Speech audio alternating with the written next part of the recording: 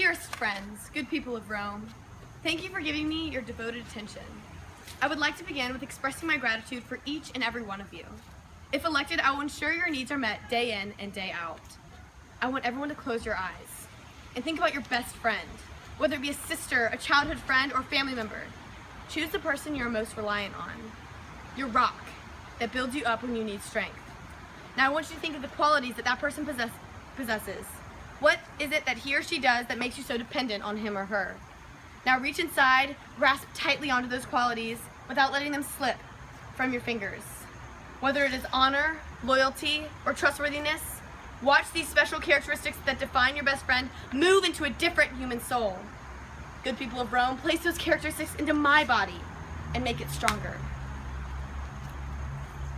I want to possess the same qualities as those that are in your loved ones. I'm not here to be a backstabbing friend who is unworthy of your trust. I'm here for you. You are each important and unique. Every one of you is special.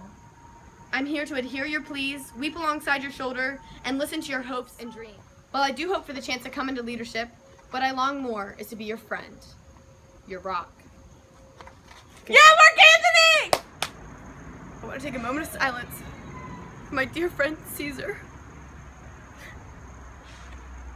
He was assassinated by the conspirators.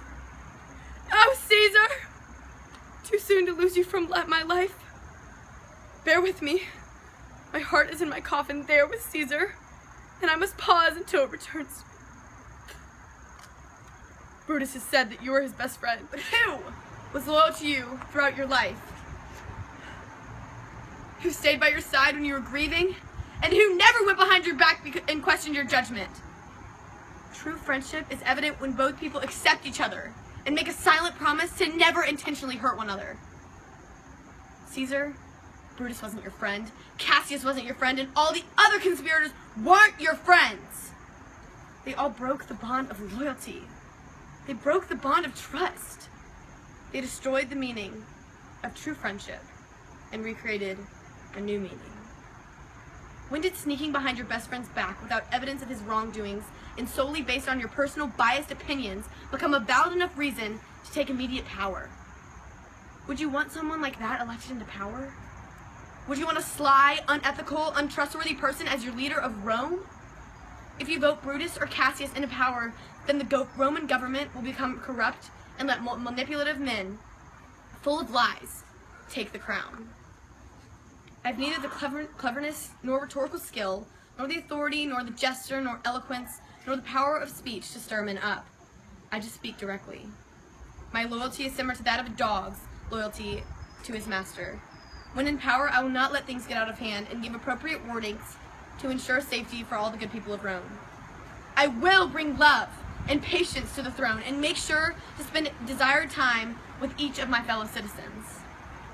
Caesar is my friend, and unlike Brutus, I would never do something that would ruin our relationship and brotherhood. With this being said, I hope what I'm about to say is not taken the wrong way.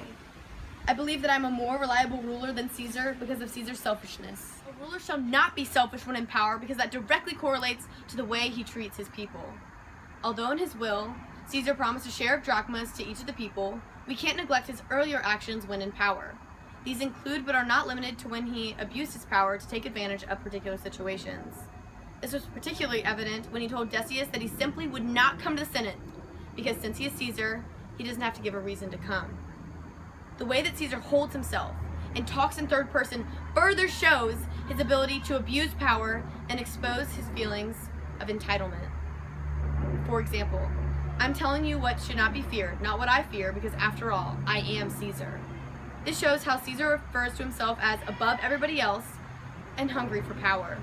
An arrogant ruler that puts his selfish needs above the needs of his citizens should not be a leader of Rome.